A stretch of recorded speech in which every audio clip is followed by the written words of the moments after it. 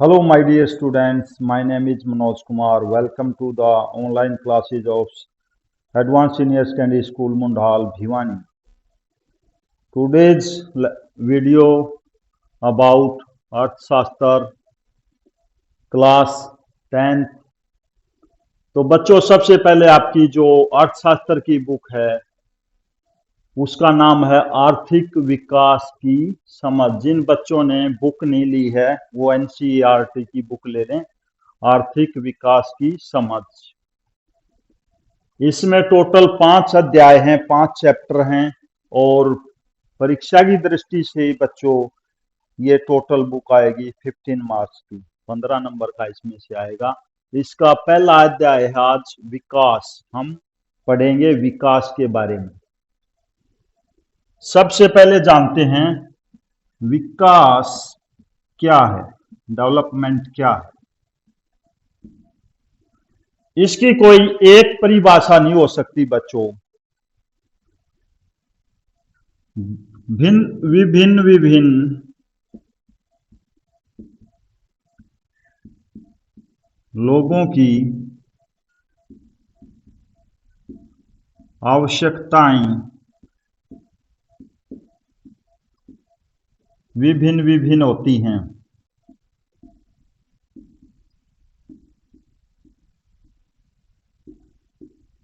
ये जरूरी नहीं है कि कोई चीज का डेवलपमेंट विकास हो जाए तो वो हर आदमी के काम आए।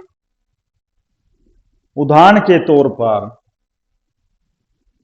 मान लो कि हाईवे बनाया गया है।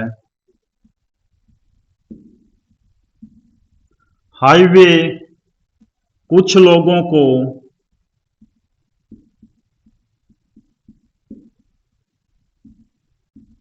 बेनिफिट या लाभ दे सकता है,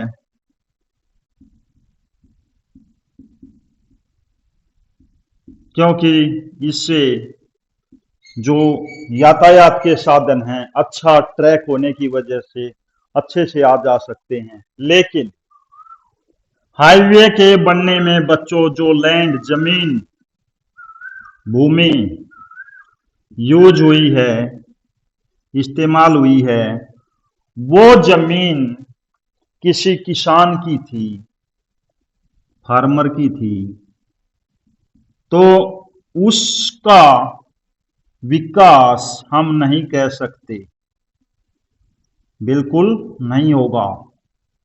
हाईवे होने से बहुत सारे लोगों को फायदा हुआ, लेकिन जो किसान अपनी जमीन खो चुका है उसका विकास नहीं, क्योंकि उसका जो मेन प्रॉपर्टी थी वो छीन चुकी है। सो विकास जरूरी नहीं कि हर आदमी को सेम अवस्था में रहे। उदाहरण के लिए मैं दो इंसानों को लेता हूं यहां पर। There are two people.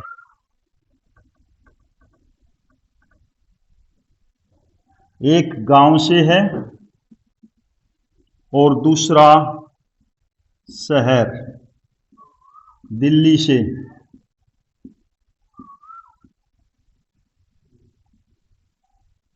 गांव वाले का पहले उदाहरण लेते हैं।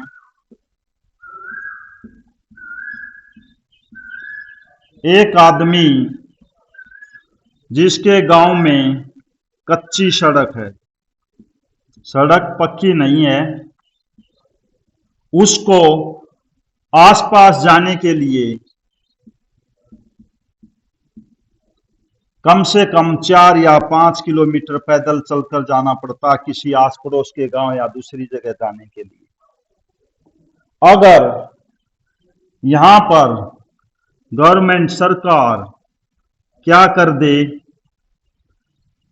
सड़क पक्की बना दे, रोड पक्का बना दे, तो बच्चों क्या होगा, ये जो इंसान है, गांव का आदमी है, इसको क्या लाभ होगा, इसका विकास क्या होगा। अगर सड़क पक्की होगी तो छोटी मोटी गाड़ियां भी दौड़ेंगी इस पर से, छोटी गाड़ियां भी दौड़ेंगी।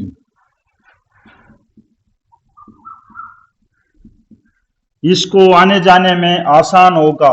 ये व्यक्ति रोजमर्रा के अपने काम अच्छे से कर पाएगा।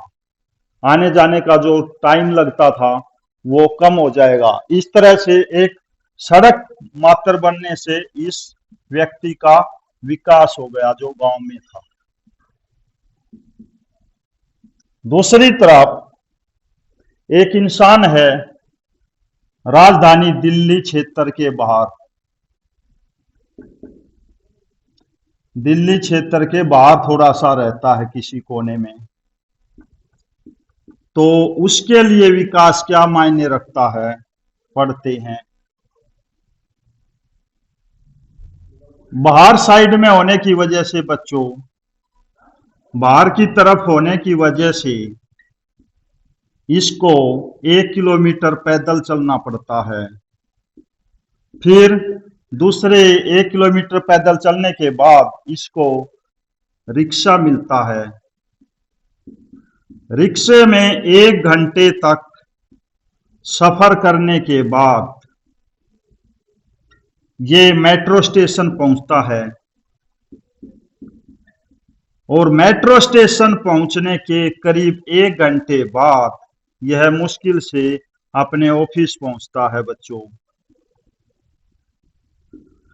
तो इसको आने जाने में अपने ऑफिस से घर तक और घर से ऑफिस तक बहुत सारा समय लगता है। इस समय को कैसे निपटा दिया जाए, इस समय की बचत कैसे की जाए, यह विकास के अंतर्गत आता है। विकास कैसे होगा, इसकी जरूरत कैसे पूरी होगी। अगर मेट्रो स्टेशन इसके घर के नजदीक हो जाए, घर के आसपास हो जाए,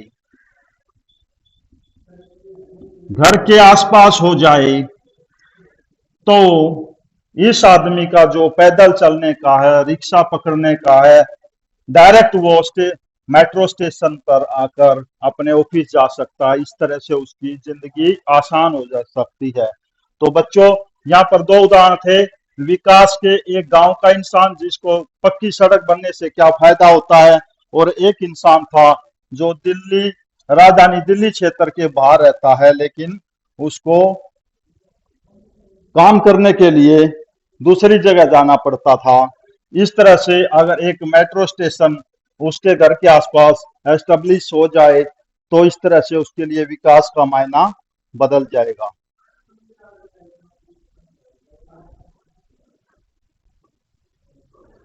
आशा है आपको विकास क्या है इसके बारे में थोड़ा बहुत नॉलेज जरूर हो गई होगी। आगे बढ़ते हैं।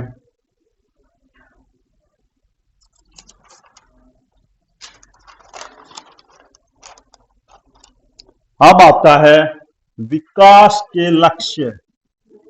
विकास के बारे में जाना, थोड़ा सा इसमें मैं और ऐड करूंगा। विकास में नीति आयोग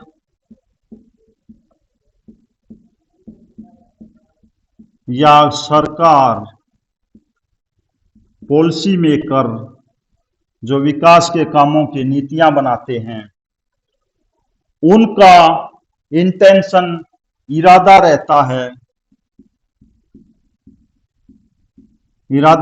है कि ज्यादा से ज्यादा लोगों का भला हो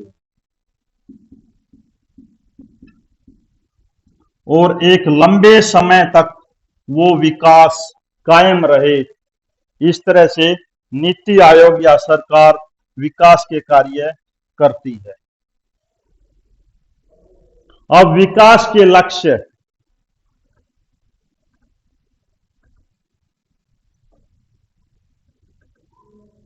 फर्स्ट है प्रति व्यक्ति आय, आमदनी, इनकम। प्रति व्यक्ति आय का मतलब है हर उस इंसान की आमदनी। लेकिन इसको कैसे डिफाइन करेंगे वो आपको बताता हूं। जब देश की कुल आय टोटल इनकम को देश की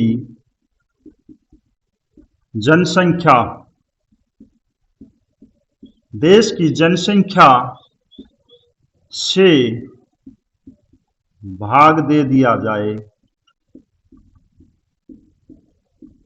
जाए तो पर कैपिटा इनकम इंग्लिश में प्रति व्यक्ति आय प्राप्त होगी। मीन्स बिल्कुल दो शब्दों में देश की कुल आमदनी को देश की जनसंख्या से डिवाइड कर दिया जाए तो हमारे को जो फिगर आंकड़ा प्राप्त होगा वो प्रति व्यक्ति आमदनी कहलाएगी। अब यहां मैं कुछ आंकड़े दूंगा आपको कि हम कहां पर सस्टेन करते हैं वर्ल्ड में। कुछ राज्यों का करेंगे। सबसे पहले अपने देश के कुछ 5-7 स्टेट लेते हैं। भारत में प्रति व्यक्ति आय स्टेट वाइज राज्यवार सबसे पहले जो है बच्चों गोवा। इसमें पर कैपिटा इनकम है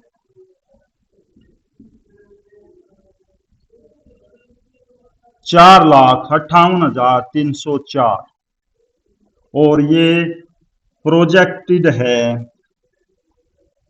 18-19 की। दूसरा स्टेट है टेरिटरी दिल्ली। दिल्ली में प्रति व्यक्ति आमदनी है 3,65,529। तीसरा है सिक्किम।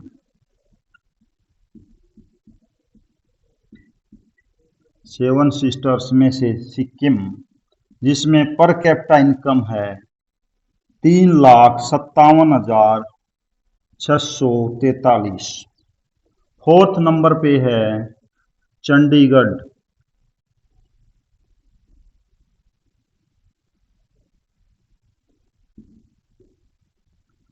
चंडीगढ़ का पर कैपिटा इनकम है बच्चों 3,29,209। नंबर 5 पर आता है हमारा अपना स्टेट हरियाणा जिसका पर कैपिटा इनकम है 2,64,207 और ये 2019-20 का प्रोजेक्टेड है। अगर हम विश्व के कुछ देशों की बात करें तो बहुत ज्यादा डिफरेंस पाएंगे।